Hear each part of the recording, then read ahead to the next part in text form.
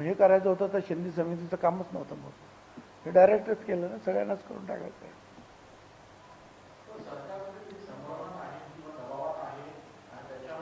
हे आता तुम्ही मला विचारू नका, मी तुम्हाला असं म्हटलेलं आहे इथे, त्यांना पाठवलेल्या पत्रात, माध्यमात आलेल्या बातम्या आणि तत्कालीन परिस्थितीवर घाईघाईत एका समाजाच्या दबावाखाली मंत्रिमंडळासमोर न ठेवता, हरकती सूचना न मागवता, इतर मागासवर्गीयांचा विरोध त्याच्याकडे दुर्लक्ष करून हा निर्णय, हे म्हटलेलं त्याला मी त्याच्यावर सही केलेली आहे.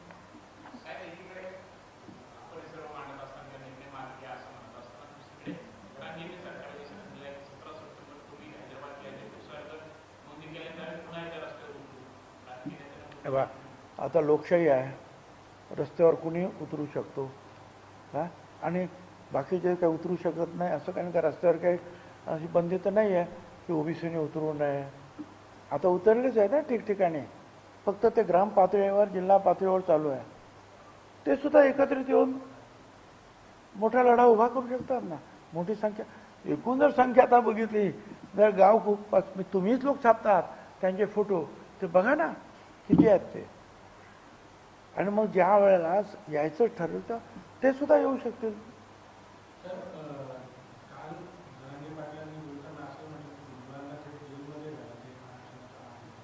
घ्या ना, माझं काय चुकलं असं आहे ना, या देशामध्ये लोकशाही आहे, या देशामध्ये जरांगेशाही अजून यायची आहे, ती अजिबात येणं शक्य नाही.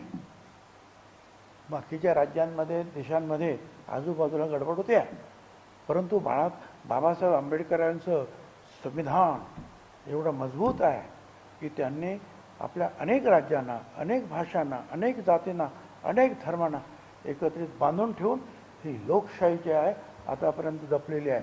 त्यामुळे जरांगीशाही येण्याची सुद्धा मात्र शक्यता नाही.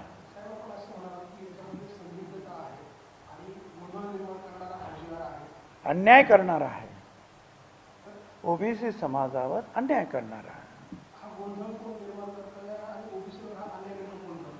आता ज्यांनी केली ती जी काही समिती वगैरे केलेली होती त्यांनी, काल आम्ही त्यांना विचारलं, म्हणजे मी विचारण्यापेक्षा काल बावनकुळेनेच विचारलं मीटिंगमध्ये, त्याची सेक्रेटरी होते डिपार्टमेंटचे, आणि त्यांना की तुम्ही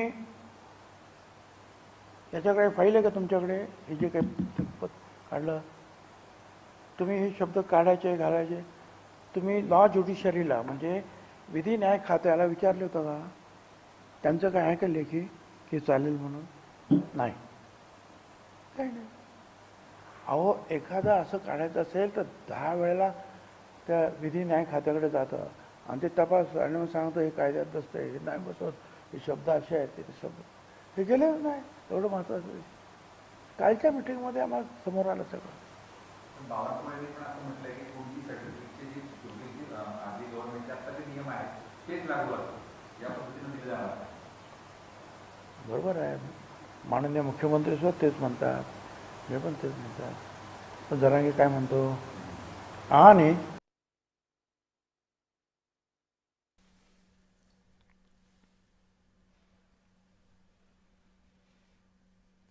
छगन भुजबळ यांची पत्रकार परिषद सुरू आहे. हैदराबाद गॅझेटचा संबंध येतो कुठून, असा सवाल छगन भुजबळ यांनी उपस्थित केलाय. हैदराबाद गॅझेटचा नवीन रस्ता शोधलाय असा आरोप सुद्धा छगन भुजबळ यांनी केलाय. सोबतच ज्यांच्या कुणबी नोंदी मिळाल्या त्यांच्यासाठी नवीन रस्ता शोधलेला आहे असाही आरोप केलाय. शासन निर्णय संदिग्ध आहे, संभ्रम निर्माण करणारा आहे असं म्हणत छगन भुजबळ